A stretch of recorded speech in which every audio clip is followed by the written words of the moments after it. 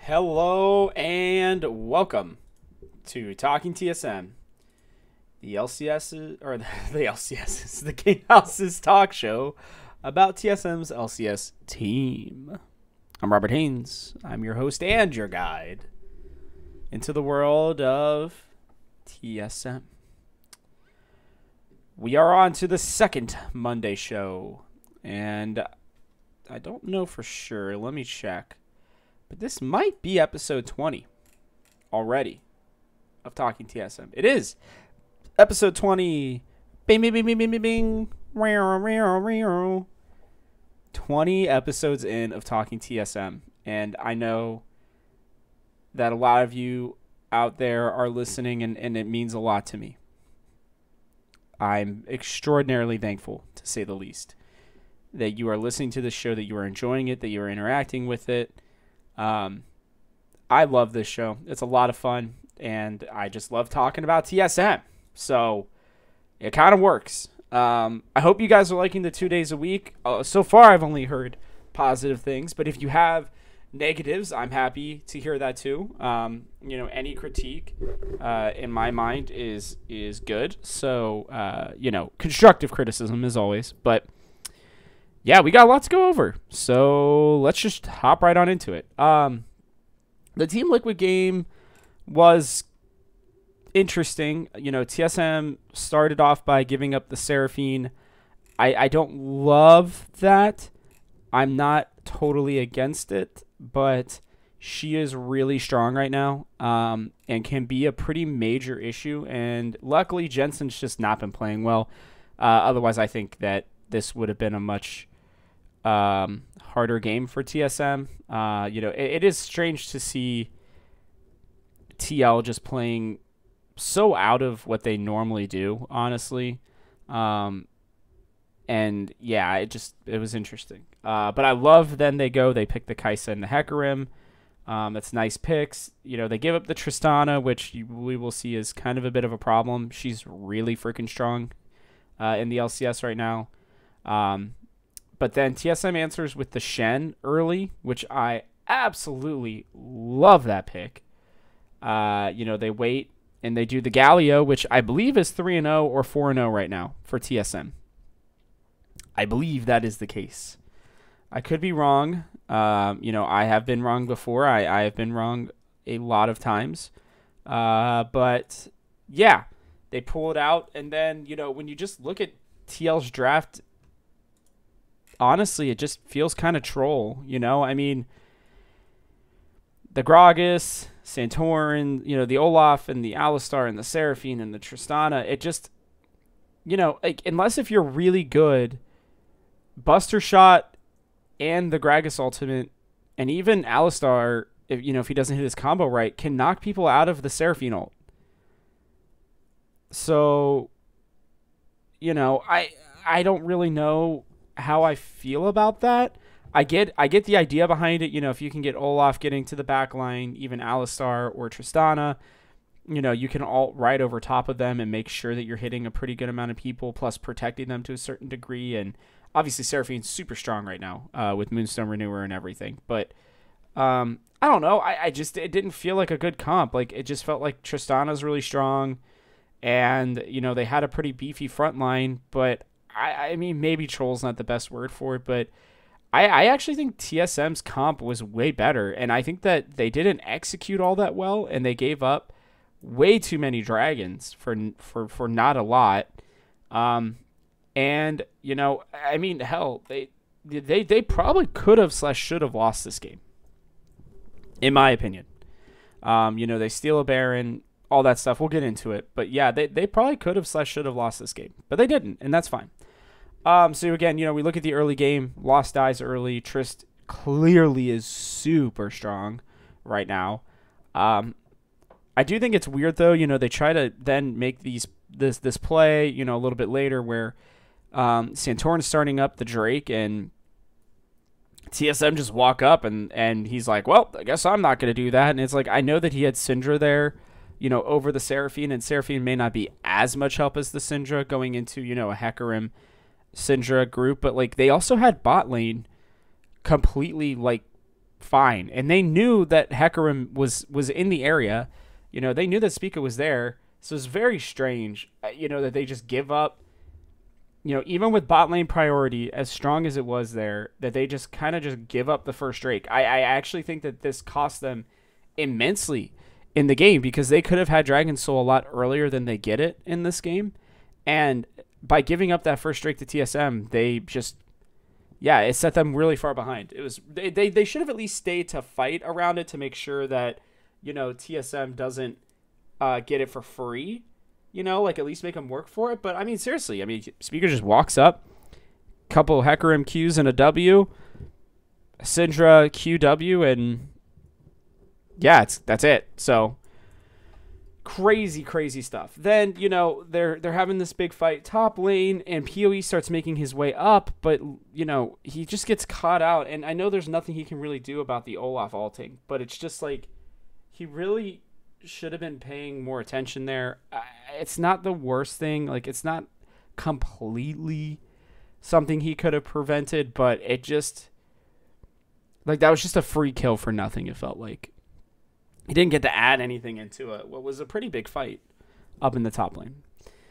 And then right afterwards, for some reason, right after they've lost PoE, and I believe it was lost too, they start trying to fight for the Rift, which was something I talked about in my article last week from their takeaways.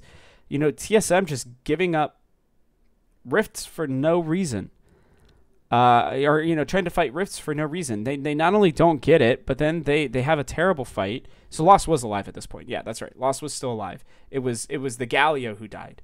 And then the Galio ults in, and they sure they get tactical, but like, killing tactical just made it so that it wasn't as bad as it could have been, which is kind of the point of this entire game. Like, the whole protect tactical team just they didn't do it. TL did not do a very good job of. And sure, like, he still finished 10-5, but he could have really taken over the game. Had TSM not killed him a couple times early on. And at this Rift Herald, TSM loses it after, a pretty interesting kind of drive-by almost by Hecarim and Spica. But yeah, there's just no reason to contest for it. I get it. Like,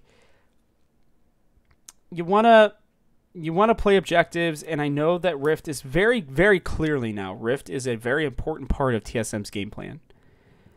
And that's fine, but other teams are figuring it out, and they're just waiting for TSM to make bad plays around it, and they keep doing it, and they get away with it in this game. But it was just not great. Then there's another great Hecarim and Shen combo in the top lane. They get a kill. Really good stuff. You head into the mid game, and Tactical is just throwing. 2 easy kills over to Power of Evil. Just like back to back. And as Pastry Time says, he's like, well, surely they won't get him a third time. They didn't, but just weird plays. Like, what are you thinking, dude? Like, you die the first time, that's fine. You die the second time in the exact same manner. I don't know. He threw them so far behind at that point, in terms of where they were hoping he could be. They expended every resource to make Tactical strong in that game, and they just couldn't find the fights. They couldn't find what they needed. Then the Baron gets started up, and TSM's trying to stop it, and this is just when the whole game turns into a true clown fiesta. Huni has an amazing taunt, by the way. Nobody talks about this. Like, nobody said anything about this, but, PoE's coming in, and he's got 2 members of TL, just running right at him. They could have easily killed him, and I know that he can QW. I think it's QW. It might be QE. Yeah, I think it's QE, his Scatter of the Week. But, like, he may not have that chance because they're getting ready to jump in on him, and Huni taunts both of them right at that exact second and allows for PoE to back off, while he's still using Scatter the Weak. I mean, it's such a great play by Huni, which is kind of the theme of the weekend. We'll talk about that throughout this entire show. And then everybody's like, well, Lost jumped back in to try to assassinate Core JJ. And I'm like, no, the problem is that Lost, and again, this is something that not a lot of people talked about. Maybe they saw it, or maybe they just didn't think about it this way, but like, Lost is ulting there to get back with his team. It's not necessarily to try to kill anything. If he kills, I mean, sure, like, that's probably a part of it too. But like, I think he does it because he's like, hey, my entire team is on my side of the map, across the river, and I'm sitting on the other side of the river by myself. And sure, you can have Shen ult, but like, he's in a bad position, right? And that's not his fault. Like, as I remember, he got chased over there, and it was like kind of like saving Private Lost. Funny, Lost was lost. Not really. He knew where he was. And he tries to jump back in, and I think TSM accidentally take that as a, like, let's fight kind of a thing. But, Huni dies to draw them away, and they lose stuff there. They lose a couple kills, but, like, they weren't ready to fight or contest for Baron yet. I should say fight. They definitely end up contesting. But, it's really important that that TL doesn't get the Baron that early, because then they can just snowball the game and it's kind of over. So, sure, a couple deaths, fine, but to not give up the Baron there, I think that's really good. Then they have this just terrible top lane fight, and somehow they just keep escaping. As LS and other casters and everybody else is saying, they can't keep doing this. Well, they do. And then, they're on the wrong side of the map. They're getting ready to fight over Baron, and Spica's just like, hey, guys, we have a wave. Just push it in the top lane. Thanks again to Huni. Actually, I think this one might have been lost. Yeah, I think this one was lost. Just getting all that XP, solo XP, and taking the towers. But they're like, either way, the top lane's pushing in. And they're like, screw it, let's just take an inhib. Like, sure, we have to give up our middle one, but whatever, we gotta do something. Then they're after this, they trade inhibs, they're pushing out, and then the one cannon minion, because I kept trying to look, I was like, which minion gets past that? Or like, is there a ward there? How does Huni do this flank? And Huni just TPs in on the canyon minion that TL just ignored while chasing TSM, and he pincer maneuvers them. They get a kill, and then they get Baron, and they kind of waste it after such a great play from the whole team to turn, again, in enemy territory. Then they pincer the enemy in their own territory. They get the Baron. They don't really do much with it. Huni just keeps pressuring the bot lane, which is fine. And then, you wait another couple minutes. Baron's back up, and Spica and Power of Evil combine to steal it, which is a great combination from them. And again, I'm being critical of Spica in some ways on social media, even about some of his smites, and it's just because I think maybe I'm just conditioned myself to Spica being really, really, really, really good with smite. But you got to remember, part of the thing is like, and so the reason I'm pointing this out is because without the Power of Evil combo, Spica doesn't have an ability that allows him to steal the Baron very easily. And I learned this a couple years ago when I was really starting to get into playing the jungle. One of my friends taught me, hey, dude, like, you need to combo one of your abilities with your smite. Meaning that, you have an understanding of, I'm going to press QWE, one of those three, along with smite, and I will take down, it allows you to have a much more accurate path towards the amount of damage that you are actually going to put out outside of just a smite, right? And it allows you to kind of have like a internal rhythm, everything. For those of you who aren't jungle mains, and somebody who's probably way better than me at the game can probably, explain that again better. But so, they the reason why that's important is because Hecarim doesn't really have that ability that allows him to combo very well. The Q just doesn't do enough damage. The E really doesn't either if you don't have the full charge up. Your W just does, damage over time. So having the Syndra Q Scatter the Weak combined with the Smite allows, Spica to more easily predict when he's going to be able to smite and allow it to smite better. So one of the things that we've been noticing is, whether it's the Q from Olaf, even the E from Olaf is better to use it on. But, Spica, with the Nidalee Spears or whatever it is, right? Like, you have to be able to combo that. That's what allows him to steal this Baron. And it's a great combo. And it's one that I want to continue seeing TSM use if they're going to play Syndra. Because that allows Spica to maybe not play something that has strong ability to combine with the Smite. And I think it's part of the reason why we see him maybe not doing as well with it, in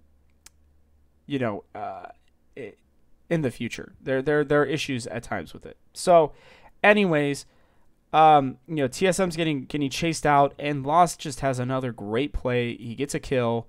Then he just has them chasing him. He has 3 of them chasing him, which allows Huni to go back down, start pressuring the tower again. They have to send Alfari, I believe it is, back. He ends up, dying anyways, but it's just a nice game. Like, it really is. Like Lost just played really smartly. Maybe it's smartly. He played real smart. Okay? And he doesn't get enough credit, I think, for the things that he's doing. And I know he's, like, on Kai'Sa duty. Just like he was on Jhin duty. Whatever. Like, I don't care. It's his first real true split, and he looks strong. He looks confident. And sure, let him... Kai'Sa's going to end up getting banned just like Azir's going to get taken or banned. That's fine. Whatever. But as long as he keeps playing with this sort of mentality, not reckless, but intelligent diving and going in, then I'm happy about it.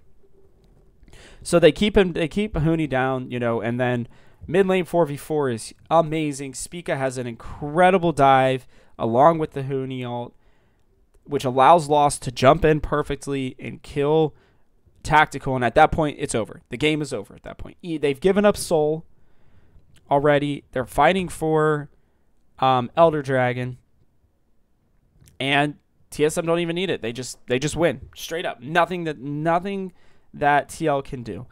And that's what happens when they didn't have enough peel, and that's where an Alistar I don't think works as well. They should have been the one to pick Galio.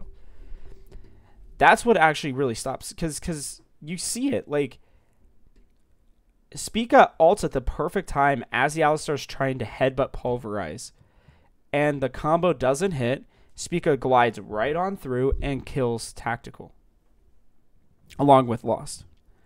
And there's just nothing that they can do about it. And that's why I don't think Alistar's all that great right now, to be honest. I like him. I'm glad he's in the meta. He's a beefy boy, and he has some cool combos, but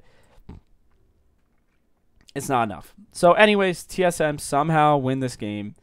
They are up 2-0 on TL, which means even if there's a tiebreaker, they have the automatic up over TL, which is important. And it's why kind of losing to some of these lower tier teams doesn't really matter that much, because it's not like they're going to need to have a tiebreaker over them. Obviously, they need as many wins as they can get, and they'll need to beat, Dignitas again. But, like, if TSM can get the tiebreaker over 100 Thieves as well this coming weekend, which we'll talk about, on the Thursday show, that's really big. Because if they have a tiebreaker over Team Liquid and 100 Thieves, and if they beat EG in week 6, like, it doesn't matter what those 3 teams do, because TSM will probably finish second no matter what, which is awesome. Super big for this team, and they're currently in second by themselves. I know they're technically tied with 100 Thieves, but they have the advantage. So anyway, so we head into CLG. The draft is good. TSM first picks Kai'Sa. They do need to work on not just first picking the Kai'Sa.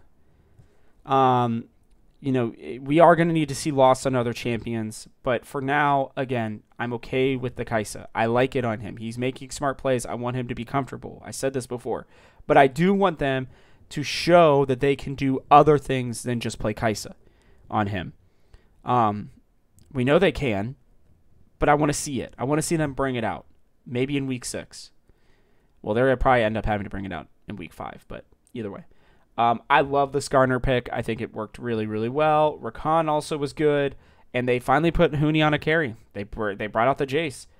Again, not much to complain about with this draft overall. I think TSM kind of got what they were looking for. It's a lot of, or it's a very different style. Honestly, like they could have very easily played a 1-3-1 type style here, and they kind of end up playing a 4-1 style almost all weekend, and that's okay. Yeah, we'll go into that later too, but that's good. So you're starting to see these things. You're starting to see that they're trusting Huni more, and Huni's trusting them, and he's feeling better too. I like the early gank, even if it fails, and it gives Broxa the advantage in the farm. But the idea behind it is good. It's a failed Skarner gank. I don't care. At least they're trying to do something in the early game, and Skarner's a good champion to be able to do that on. I know that he's much better at level 6, but he has some ability to gank early. And I'm happy that they're doing something early game. I don't care if it wasn't successful. I don't even care if this draft wasn't successful at all anyways. Like they're at least doing something new, and I really, really, really appreciate that this weekend. They have a good response to Dragon from CLG. They make sure Huni gets even or gets an even bigger lead. They allow them to pressure in the top lane, which I thought was awesome. Initially, I was wondering, I was like, okay, why is Power of Evil going with Verdant Barrier so early? And then I remember, oh, wait, if he's gonna get ganked, it's for Lilia and Azir, and it's a solid item right now. So, it helped actually really give him the advantage he needed by just not being able to die and being able to pump out still some solid damage. And it's smart because, again, if the Lilia sleeps him or if the Azir, shuffles him back, like there's just a lot of good reasons for him to pick it. Even with priority, they give up first blood, which CLG has gotten every game, which is still crazy to me. But the idea behind, the Rift initially was good. The problem was they stayed too long. They did have priority, but it made it a little easier to digest because Lost didn't have to come up, so he was still able to get free farm, and solo XP, which is important. Pobelter takes the early QSS tax as one of his first items, and it's something that TSM didn't take as much of an advantage of. Spoiler alert in the next game, but they do in this game. That extra gold could have been going towards completing an item or getting an important cog into a more offensive item. And when the Skarner makes you take that QSS tax, sure, it makes Skarner a little bit less useful, but at least in the early and the mid game, it's really important. It is. It allows your laners to get ahead. That's what the Skarner's trying to do there. And sure, I know that Spica ends up getting a lot of the kills early on, but that's fine. It is what it is. I really don't have a problem with it. They trade tower for Drake, which, again, I don't have a problem with. Then they have an amazing tower dive in the mid lane, which honestly sets them up for the win because it allows Huni to use his advantage. He's already taken the top tower. He gets a kill in the mid lane, or at least an assist, if I remember correctly. And then they almost get the entire mid lane tower down. It's perfect. They set up for the second Rift Herald. Not too big of a deal, but PoE ends up dying. They get the Rift Herald for free, but PoE just played up a little too far, and he was playing a little bit too close to the middle. He should have been playing up towards the top side. I think just a little bit of a mental error there from him. Not a big deal. But PoE gets back with another awesome stun. He was on Syndra duty all weekend, and that's fine too. It shows that, hey, you can take my Azir. You can take whatever you want from me. I still have picks that I will kick your ass on, and I loved it. I thought it was really nice to see. He sets up with a great stun into a team fight, and that they win, and then they get a free Drake. And the funny thing is, Lost ends up being 6-0 in this game, but he was actually pretty far behind in 20 minutes because they were focusing so much on Huni. But then, another thing I've been starting to watch for a lot more is the vision score. And TSM's vision score, every single player had higher vision score than their opponent in CLG. And when the vision score is higher for TSM, they win like most of their games. I don't have the exact statistic on that. It's a little hard to get. But one day I will find it, and it will be even better than you thought. PoE's just so good at Syndra stuns. My goodness. I mean, he's just hitting them and hitting them and hitting them. TSM's, taking this Baron. Huni just jumps on over, basically 2v1s them. Lost has the smell you later Q as he's, dipping out of the Baron pit and getting the kill, which was pretty awesome. They sacrifice the Drake, but it's worth the fight. They get inner turrets, they get inhibs, they're pushing on all sides. And then, weirdly enough, Huni dying was the first major mistake for TSM, and it actually elongates the game and gives Ocean Soul. And truthfully, giving up that soul to a much better team, this could have been a turning point for TSM. They could have lost because Spica's relatively useless at this point. And while Huni ends up, being able to, and Power of Evil, they're both able to split push, which again, TSM running a solid 1-3-1, but only when they were ahead. I don't know, it's strange. TSM win a fight, or TSM are pushing in, and they're so focused on getting that third inhib in the top lane that they could have just walked right into bot lane as 5, and I think that they just win, even with Ocean Soul. So I don't know. It didn't make a lot of sense to me. They're trying to end the game, and it's just like they're just screwing around in the mid lane and the top lane, and they're not getting anything out of it. And truthfully, I just don't understand why. It made no sense to me. Really just made no sense to me. So, I don't know. They made some mistakes after a really clean game overall. They made some mistakes a little bit later that I think they shouldn't have made. I love seeing this new style. I will dive into it again a little bit later. Really cool, though, going into the Fly game. 2,500th LCS game of all time. Sadly, TSM lose this one. Would have been nice if they would have won, but whatever. TSM are 0-2 against FlyQuest, which makes no sense. And here's how it goes down. TSM get the Kaisa and the Skarner. Maybe Skarner's a new, favorite pick for Spica. I don't understand the blind Gnar from FlyQuest there. Jace was really good into it the day before. Now, Licorice plays this Gnar a lot better than Finn did. I believe Finn played Gnar. Let me make sure of that. Yeah, he did. Yeah. A lot better than Finn did into Huni, but still. TSM banned the Jace or the J4, which I don't really get, but that's okay. It's the first ban of the year I can think of for J4 from them at least, so that was interesting. I think TSM mess up in the draft when they end up picking the Syndra. And I know that they already know what the FlyQuest mid laner is going to be. Or no, they didn't. They didn't yet. No, they didn't know. Yeah, because Silas comes late. So they already knew that that Diamond was taking Rel. And so I get that maybe there's something that TSM can pick, for Sword Art that might really counter FlyQuest, but they just end up going for the same thing with Rakan. And if they're going to do that anyways, then pick the Rakan. And I don't think that Silas ends up getting picked into Syndra. And it felt weird to me. I'm like, why not just pick for Sword Art? I know that they like giving him counter pick, but give PoE the counter pick. Even if he still picks Syndra into the Silas, which I wouldn't recommend, but, whatever.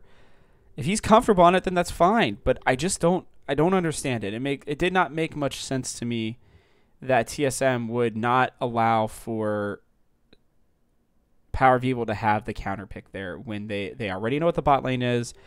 And if they're just getting into picking Rakan anyways, I don't know. I don't see it. Didn't feel good. Was surprised to see the Mundo jungle for Jose Dioto. But it kind of ends up working out. I don't know. He wasn't like super impactful, I don't think, in the game. But he was a meat shield, and I think that's what they needed. So whatever. And then just in the end, TSM just ran it back. I mean, literally the exact same comp that they had against CLG. Syndra, Rakan, Kai'Sa, Jace, and Skarner. And maybe that's just kind of the new way that they wanted to show something off. You know, the early game ends up being terrible just because they are using so many resources on Palafox. And, I mean, it's Sylas, so it's not easy to lock him down. It's not easy to kill him. You know, I get that they're trying to get PoE ahead, but, like, he's under his own tower. Let him push in and then go for the gank.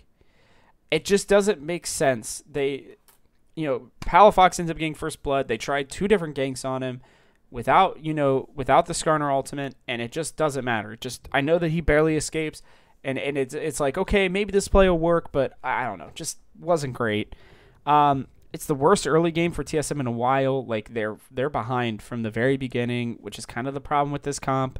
You got to be, at least even or ahead early for it to not become a problem. They give up the first Drake, and then TSM just give up bot lane priority at 10 minutes for no reason. Like, I think they were thinking about fighting in mid, but maybe, they were also going to go for Rift Herald. I don't know. I'm just sitting there and I'm like, and you see the bot lane of TSM walking up, like, why? You have priority. Don't give that up to just walk up there for a fight that doesn't, like, they sit around in the jungle for a minute. I mean, it's like a full 20 or 30 seconds. And all the while, Johnson and Diamond are just sitting down there, just farming it up, pushing it into tower. And the next thing you know, they not only lost XP, they not only lost gold, but they're just not pushing the lane. Like, they can't push the lane, and they had priority. Like, just keep them pushed in. Or push them all the way in and then make your way up, I guess. I don't know. It just didn't feel right. I was very confused by that. Huni's got a good Jace. I think we've got to admit that. He's just making plays and hitting everything. It was really nice to see him doing that. And then, they pulled everybody for the second Drake, and I'm a little confused as to why. They didn't need to. But they do, and it puts them again behind. I love the play from Huni here. He's getting collapsed on, and he pushes the Mundo into Spica for the kill. Such a great play. Such an awesome play. But then just the 2v2 from Johnson and Diamond, they just pull out. I mean, Tristana was a problem this weekend. I think we found the counter to Kai'Sa. Tristana. I mean, my God, she just can't do anything against her. I mean, it was just not good all weekend. They just gave up Tristana. They got lucky that she didn't do anything, didn't end them in the TL game, but she ends them in this one. Huni just putting in work almost that entire game. I actually really like the Leandries from PoE. I think it's smart. I think getting the burns important. I think that they can just... I don't think that going for the Ludens would have actually been better. I know that I saw some people saying differently. You're not going to get enough single damage on anything for it to be, helpful. And I think the rest of the team can do the damage that you need to. I think the burn actually just really, really helps. And I think it adds a lot more. And it can do more damage, in team fights.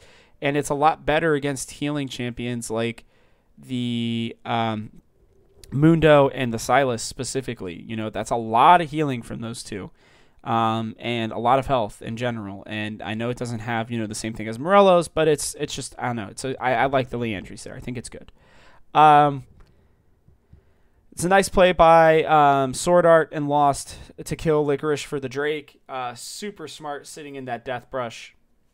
I love that. I think that was really intelligent from them.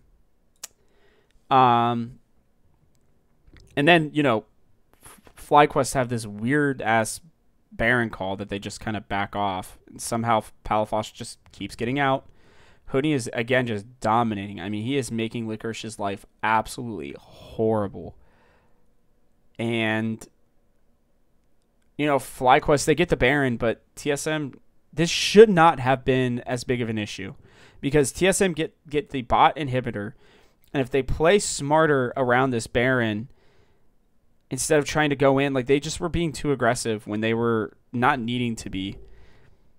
Trish just gets massive. It gets that triple kill, I believe. Yeah, it was a triple kill up in the top lane because TSM was just getting too aggressive for no reason into a Baroned up Tristana that was already, I think, 2-0 at the time.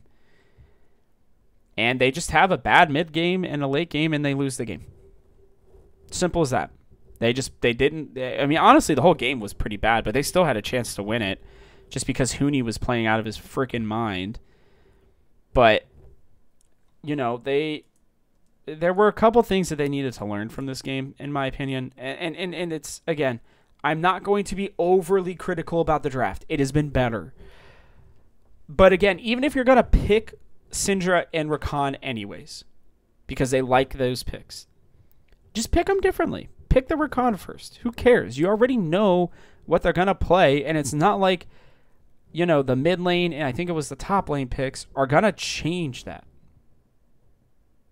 At least not in my opinion. I don't see why. I think maybe it was, I think it was Mundo and Silas that came out. I think, yeah, it was, because they blind picked the Gnar. So, yeah, so you get, like, it's not like the jungle pick of Mundo is going to change. And even if Palafox was going to play Silas anyways, I don't think he was, but he, maybe he would have. I don't know. It just, pick the Rakan first. Don't worry about it. I think that's so much easier. Giving your mid laner the ability to counter pick, I think, is way more important than support with the way that TSM are playing it right now. I just think it would have been better. And truthfully, I actually think that Galio would have been a lot better into this too. I think it helps stop the Silas dive. I think it really stops the Triss dive. I think it allows for him to be able to get into fights a lot easier. I don't think the Rakan was a bad pick. I just think Galio's a little bit meatier, and this team kind of needed that in the end. I don't know. I think maybe the idea behind the Rakan is that it allows Lost to jump in with the plasma being applied to whoever his ultimate goes through. Or Rakan's ultimate. So I guess maybe that's it, but either way, I still think Galio would have been fine. Or something else tanky. So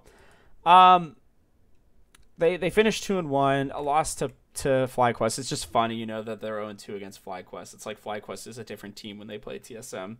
It's kind of funny to watch, but that's okay. Here are some overall notes here. I think Huni was the MVP for the weekend, and I think Huni has been potentially the MVP for this team. Is that too far out there to say? I don't know. I don't think it is. He's been doing whatever they ask him to. He's been playing well. Spica's been average at best. Lost's been pretty good, but, he's getting a lot of support. Sword Art has had some bumpy moments. Power of Evil has games like the FlyQuest game where he kind of just is invisible, disappears, and doesn't do much. But Huni is consistently, not losing anymore. He's not getting caught out. He's making really big plays. He's a nuisance in the side lanes when given the opportunity to be. He's holding his TPs and his ultimates for the right time. He's playing relatively mistake-free, and I think it's time for us to start talking about that a lot more. I don't want to hear, it's funny, he talked about it in TSM Legends too, where he's like, yeah, well, I guess it's time to sub me out, blah, blah, that conversation's over now. I mean, I'm sorry, Hanser. I think you should probably be looking for, either a new team for next split or hope that maybe you'll get a chance with TSM in 2022, because at least the way that Huni's playing right now, it's not to say that Huni couldn't turn back to being the Huni that we remember, the last couple years, but at least the way that Huni is playing right now, it's smart, it is effective, and it is helping TSM win in the best way possible. I mean, he's shutting down top laners left and right now. He's playing really well. I mean, really, really well. He has been stable.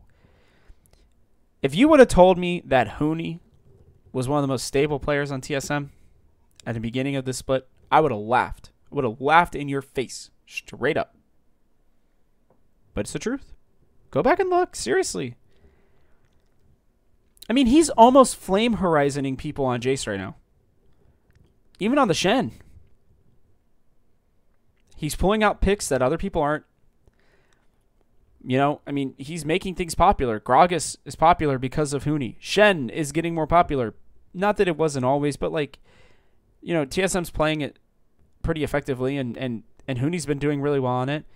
And even the Jace, everybody memes NA Jace, NA Jace. Well, guess what? NA Jace, at least in the hands of Huni, has been playing very well. I'm excited to see what they do with him. I mean, Bjergsen, we should have trusted Bjergsen, I guess. I don't know what else to say.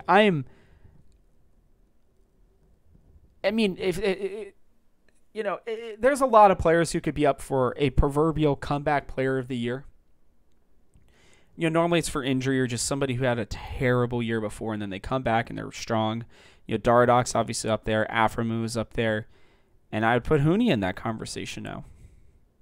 I mean, everybody said he's washed. Get rid of him. He's bad. Blah, blah, blah, blah, blah, blah, blah.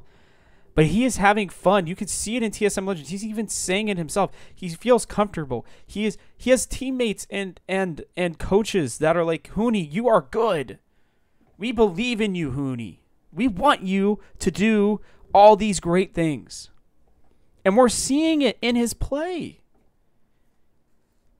I love it. I mean, I cannot describe to you how happy I am for him. You know, he's 23 years old. Like, people forget that. I mean, it feels like he's been around forever because he kind of has been. But, like, you know, 23 to a lot of people feels like old man age in you know, esports. And I think that a lot of these players like Huni, like Power Vivo, like they're starting to show that, like, hey, that's not old anymore. We can still play at a high level. And I think we're going to keep seeing that. You know, like, if Huni played till he was 30, it wouldn't surprise me. It wouldn't surprise me. And especially if he's able to go back and forth. Like, he showed, like, hey, like, this weekend, he showed, hey, I can still play as a carry. I can still be a threat to your team, even if I'm the one who is supposed to carry, or who's at least supposed to be a strong side lane pusher. And I already swore on this, so, you know, on this podcast, so I guess I'll do it again on this one today. Like, that should scare the shit out of everybody in the LCS. Like, it should. Because you think, oh, we figured out TSM style. Huni's going to play something tanky to support the team. You know, Power Vivo's going to play only, you know, his carry, you know, late game carry scaling, you know, AP control mages. He pulled out a Lucian earlier this year. That looked really good, by the way. Wouldn't be surprised to see him pull out a Tristana or a Seraphine even later on in the season. If they can get, you know, the rest of the team right. Lost has looked really good. You know, again, I would like to see him off the Kai'Sa, and I would like to see them win some games with him not playing Kai'Sa, but that's okay. I know he'll be able to pull something out if we need him to. But, you know, Huni's the one making it happen right now. And until Spica figures out what's going on with him, which he played a lot better this weekend, still not at that level I was hoping, but he played a lot better. Huni's been the MVP for me. And this plays into, as we head into the very last part here, this plays into a new side of TSM. Again, they showed Huni can play strong side. And they can at least do maybe a 1-4 or a 1-3-1 really effectively. And showing that they can do that outside of team fighting, that's gotta scare the rest of the LCS. Because if they can get this style down too, then they have two different styles that they can play. And not a lot of other teams can do that yet in the LCS. We're seeing it. It's pretty much Cloud9. They're the only ones that can do it. So, And if TSM can figure out how to do aggressive early game, super gank, out of the jungle comps, and they get down this 1-3-1, and they get down the late game scaling. That's what we need. That's what NA needs. Not just TSM. That's what NA needs. That was the problem with TL teams of the past, even with TSM teams of the past, is it was just all about late game scaling team fights. And they would pull something else out at Worlds, and they wouldn't be able to do it effectively. And the best teams in the world, and I'm not saying TSM are there yet, by the way. I'm not even close to that. But the best teams in the world, they're good at multiple styles of League of Legends. They can play multiple different champions. And TSM showed this weekend, they came out against Team Liquid, and they said, all right, we don't necessarily have the scaling part of it, but we got heavy dive and team fight, right? And we're gonna play it well. We're gonna bring out the Hecarim, we're gonna bring out the Shen, we're gonna bring out the Galio and the Kai'Sa, and we are gonna jump on your face before you can know what's happening. Did they play it perfectly? No. But did they play it well enough to win? Sure. And then they're like, hey, we're gonna play a sort of skirmish style, pick off potential 1-3-1, 4-1 composition here. And we're going to have Spica ganking earlier. We're going to have him involved more in being a focal point again, like he was on the Hecarim. And look, TSM played better because of it. I'm really excited. I know we just lost to FlyQuest again. Whatever. But we're heading into a weekend that sees us playing Dignitas, 100 Thieves, and Cloud9. And being able to show multiple champions and multiple different things. Like, again, the Azir and the Kai'Sa are going to get taken away. And that's going to be something TSM have to prove this coming weekend, in my opinion. We'll talk about it again, on the Thursday show. But that's something that we'll have to keep in mind, because that is the next step for them. If they could show that Azir and Kai'Sa both, not just one or the other, but both can be gone, and that they can beat good teams. Because the last time they were both gone, if you remember, it was the Dignitas game where they played Olaf and Rel and Samira and Corki and Lulu. Blech. We'll never see Samira again. That's fine. But it's a terrible comp. Didn't work well for them. I'm excited. I am. They could go 0-3 this next weekend, and I'm going to knock on wood now that they don't. But they could, and I'd still be happy. They literally only need one more win to basically lock up a playoff spot. And then just so you know, playoffs look like, the top 4 teams have double elim. Teams 5 and 6, will play the losers of the 1 and 4 and the 2 and 3 game. And if I'm TSM, I am really wanting one of those top 2 spots. But I'll tell you this much. They just don't want to finish 4th. TSM want to really push for 2nd or 3rd. And again, even if they lose both games or all 3 games this weekend, I hope they don't. But even if they do, they're still okay. They can go out and win the next 3, and they'll finish 11-7. That'll probably put them right around that 3rd, 4th range. But they're realistically only 1 win away right now from locking up a playoff spot, which is all that matters. I mean, it would take a miracle run from Immortals and FlyQuest at this point to knock TSM, and a huge fail from TSM for them not to make the playoffs at this point. But this weekend is important, guys. This coming weekend. Make sure that you are listening to the Thursday show, because we have Dignitas, who is tied for 4th. Then we're like basically working our way up the ladder. Then we get 100 Thieves, who are tied technically with us in record, but again, we have the tiebreaker, so they're in 3rd. And then we have the tippity top, Cloud9.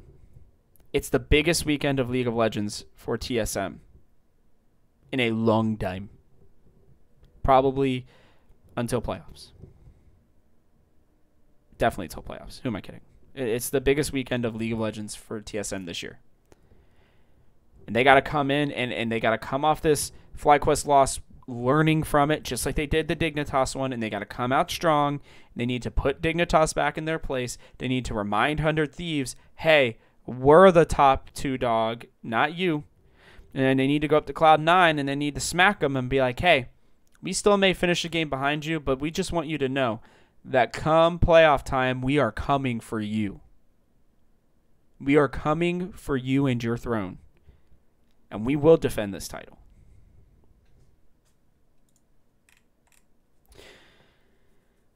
Quick question of the week.